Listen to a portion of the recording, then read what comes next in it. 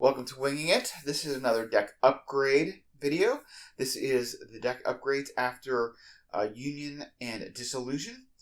We had 5 XP to spend, although Diana had banked 1 from before, so she has 6 XP to spend, plus of course the 2 on Arcane Research.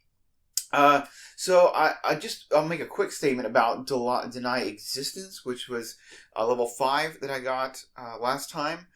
I got 1 of the level 5s using 2 of my Arcane Research XP, and I held it in my hand the entire time and did not play it. I had some confusion about some of the rules, and actually I got 2 cards mixed up between each other. I probably would have played it, but what did happen is kind of what I feared would happen with that card. Was a little bit of analysis paralysis. I don't know if it was exactly that, but I spent the whole time wondering, should I play it now? Should I play it now? Should I play it now? Or, should I provoke it so that I could heal some horror? And, I just was not happy overall with my play. I'm not unhappy with the card. It's a great card. It's just that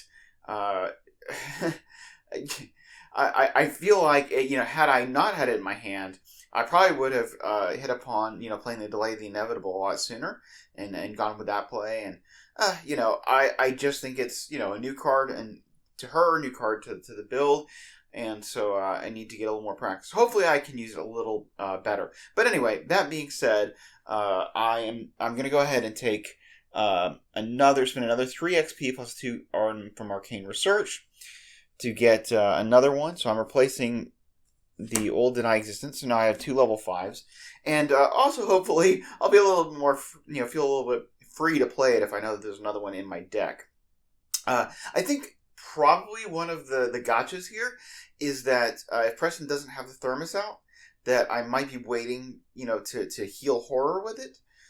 So that is that it's definitely, starting with 3 horror, it's definitely a use for that, that she can heal her own horror. But boy, I'd hate to not play it just because I'm waiting for a chance to heal horror. So I don't know.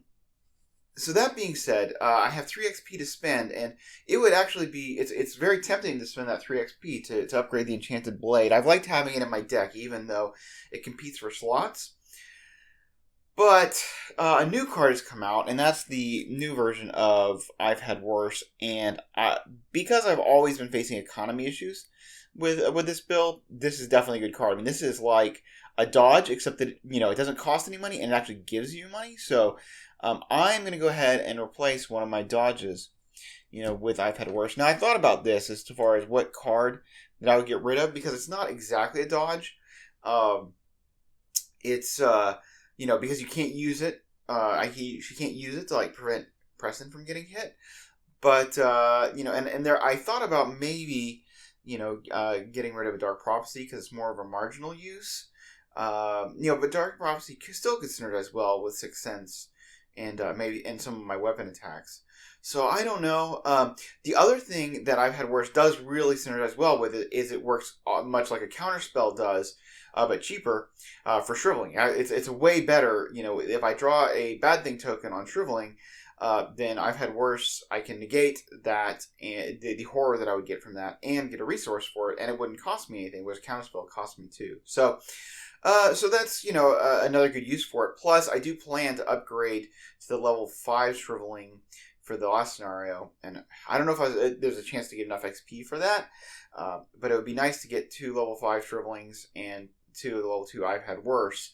Taking that 2 horror and turning it into 3 resources and a card draw would be, pretty nice. But anyway, this is where I'm at. It turns out I'm going to bank 1 more XP. I'm going to carry that XP forward.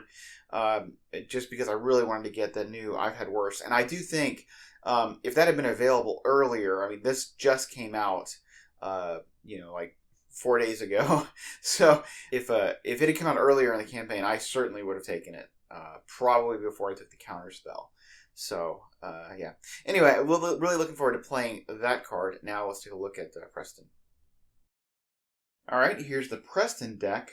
I'll say as a little note, we're coming into the last 2 scenarios, at least we hope the last 2 scenarios of the campaign, and I feel like Preston has done has done a lot of heavy lifting in here. This build has worked out really well.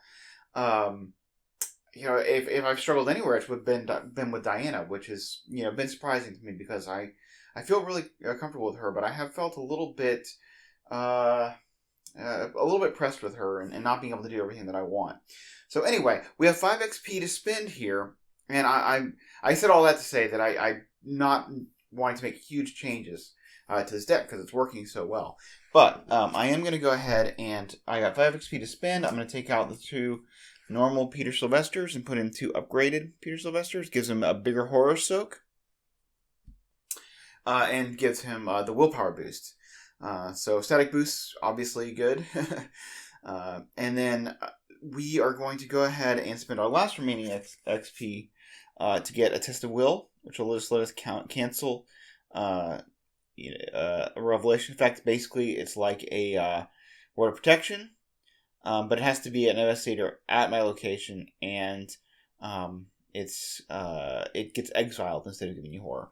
So I will take out a cherished keepsake for that. I don't feel like I need the cherished keepsake anymore, given that that now I have Peter with a greater horror soak.